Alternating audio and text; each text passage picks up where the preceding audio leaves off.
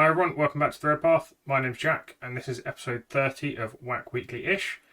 The show where we look at Team Red Path news as well as World Eaters out in the world. This week we're going to be continuing the new format. So let's just looking at a more macro view of World Eaters tournament results so far in 10th.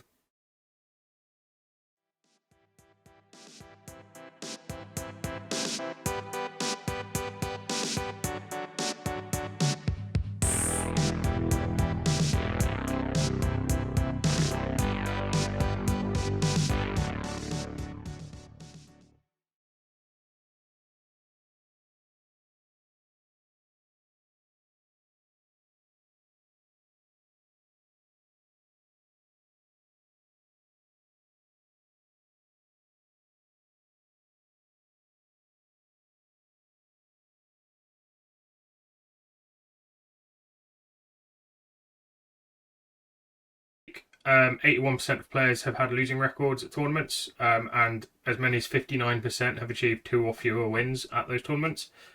So that's like bigger events with more rounds, that kind of thing. But so 2 or fewer wins is not great. So most losses have come in the 10 to 40 point differential range, which I realise is quite a big gap, but at least it means it's relatively close. I mean, 40-point games aren't necessarily that close, but 10 points are. So that is the silver lining, I guess. However, having said that, we have had another person put up some strong results with 5 wins at a major tournament, the Lone Star Open. We'll get into that a bit later, the list and the matchups. In terms of general matchups, we continue to struggle into Imperial Knights, although we have beaten them now. We have an 11% win rate against them. We have also beaten Chaos Space Marines now with a 14% win rate against them. And Eldari, we are, shocker, struggling into 14% win rate there as well. Custodes, you may remember we were at 29%, we're down to 15% after a few more games. Custodes, weirdly, are the faction we've played the most by the looks of it. And I know Dara enjoyed some success against them at the weekend at his 1,500 point tournament. So we can beat them. It's hard, but we can beat them. So, there's always that to aspire to. On the other side of this, after a few more weeks of data, we're up to a 78% win rate against Astra Militarum, which was surprising to me, but is welcome. I'd imagine that's because our troops just kill guardsmen very, very easily and very well. We're very efficient, weirdly, into guardsmen, I think.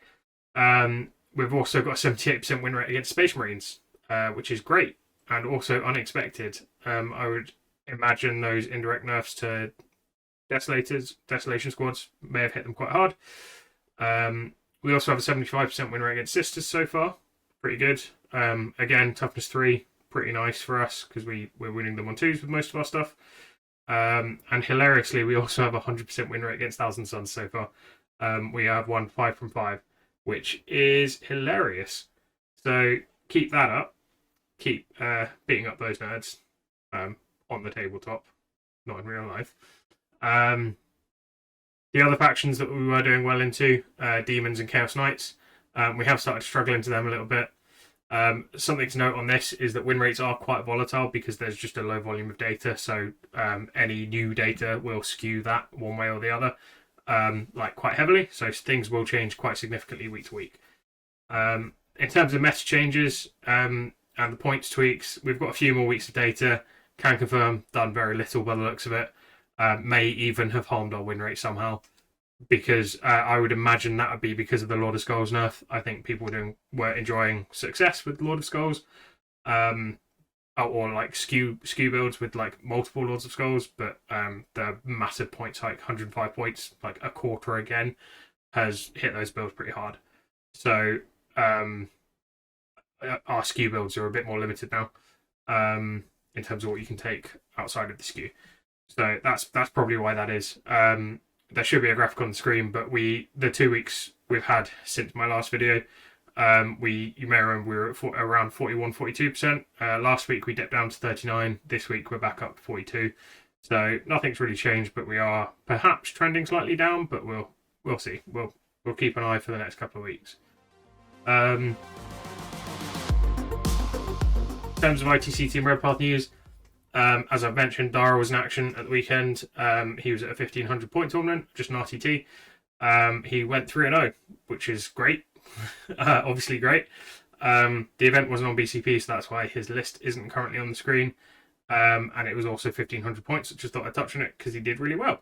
I believe he finished second at the tournament, which is really good. So well done, Dara. I know he's talked fairly openly in the Discord about what he's adding to his 1,500 point list to get it to 2,000. I'm pretty sure Morlapines are on the menu, and I know that he's very much enjoying Khorne plus 10 Berserkers as a Wrecking Ball unit. The force multiplier is really good. Khorne is 95 points and really strong. I believe he made A tier in our slightly memey tier list that we did the other day. But 95 points for what he is, really, really strong. Definitely worth a look. And I am looking at him. In terms of World Eats tournament performances, as I mentioned, we had a very strong performance at the Lone Star Open frontline gaming event. So that was Red Powell of the US Army Esports team, finishing 11th of 214 and going a very impressive 5-1. So his win path was win, loss, win, win, win, win. His first win was against Salamanders, then he lost to a guard player, and then he had four more wins against Ultramarines, Custodes, really good, GSC, also really good, and NIDS, also really good. So not an easy run by any means. And let's take a quick look at his list. So, Angron, Invocatus, Demon Prince on foot with Favourite of Khorne. Seeing this pop up quite a lot. The Demon Prince on foot is much more of a buffing unit, I feel. Yes, he has the devastating wounds on the charge, but I feel like he's always going to be around other stuff to give it the 4-up invuln. So Favourite of Khorne for something that's potentially going to be sitting back a bit more seems like a wise choice. He's also, like, although he doesn't benefit from character protection, he's like relatively tough for what he is, I think, especially if you're hiding him. And then a Master of Execution is just bare bones, so no Berserker Glaive in this list. Then there are 2 squads of 10 Berserkers with all the trimmings, and then 1, 2, 3, 4 squads of 5 Berserkers and 2 Rhinos. That's a very simple list and clearly piloted very, very well. I would imagine Invocatus goes in one of the 5-mans and scouts the 2 10-mans, perhaps with the Master of Executions in one of them. That Master of Executions, I feel like, is because he had 80 points. The Rhinos then take the 20 blobs up, so maybe Invocatus doesn't go in there. Maybe he goes with the 10s, and then the 20s are in the Rhino. The 4-5, sorry, are in the Rhinos, potentially with Master of Executions. Or the Master of Executions goes in the other 10 and gets scouted up. So you have 20 Berserkers, Master of Executions, Invocatus, and presumably Angron as well in your face, turn 1, and then the second wave is 20 more Berserkers. Yeah, I mean, there's not much to say about this list. It's a very simple list that just trusts our very basic tools to do the job. It's quite fast as well, and there's a lot of rerolls for blessings there as well. So even after the FAQ at time of recording today,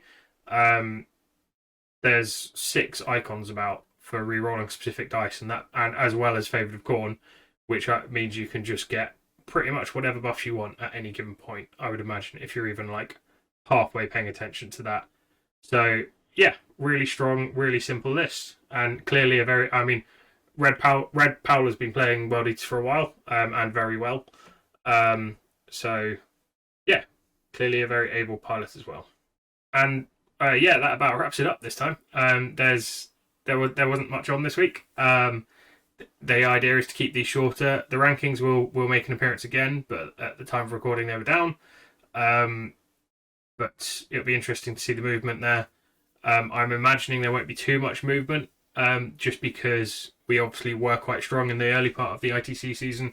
Now we're less strong, so the scores that people put up with the stronger codex at the end of 9th will probably stick quite a long time. Until we either get better or someone really good has a good run at tournaments.